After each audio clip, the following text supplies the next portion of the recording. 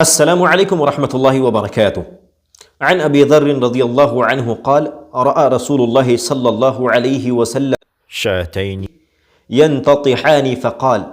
حضرت ابو ذر رضی اللہ تعالی عنہ سے روایت ہے، وہ فرماتے ہیں کہ نبی کریم صلی اللہ علیہ وسلم نے دو بکریوں کو آپس میں لڑتے ہوئے دیکھا تو اللہ کے نبی صلی اللہ علیہ وسلم نے فرمایا اتدری فیم ينتطحان یا ابا ذر، اے ابو ذر تم جانتے ہو یہ دونوں بکریاں آپس میں کیوں لڑ رہی ہیں؟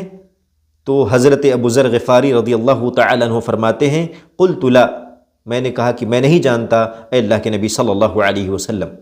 قال، تو اللہ کے نبی صلی اللہ علیہ وسلم نے فرمایا لیکن اللہ یدری، لیکن اللہ سبحانہ و تعالی بخوبی جانتا ہے، علم رکھتا ہے کہ وہ دونوں بکریاں آپس میں کیوں لڑ رہی ہیں.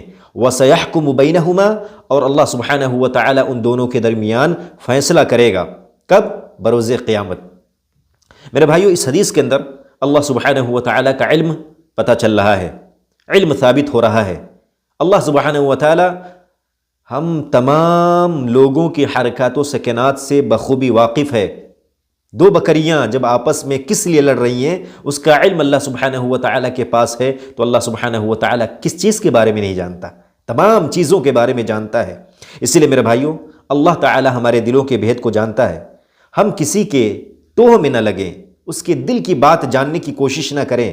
ہمارے رشتے کیوں برباد ہو رہے ہیں؟ اس وجہ سے برباد ہو رہے ہیں کہ ہم بدگمانی میں دوسرے کے بارے میں ایسی باتیں کرتے ہیں جو اس کے دل میں نہیں ہیں.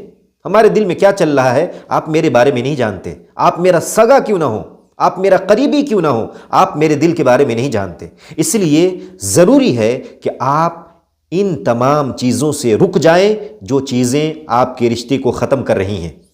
اس سے بدزنی پیدا ہوتی ہے. جب ایک آدمی نہ جانتے ہوئے کسی کے بارے میں ایسی بات کرے تو اس کی وجہ سے ناچاکیاں پیدا ہوتی ہیں، رنجشیں پیدا ہوتی ہیں اور رشتہ داریاں خراب ہو جاتی ہیں.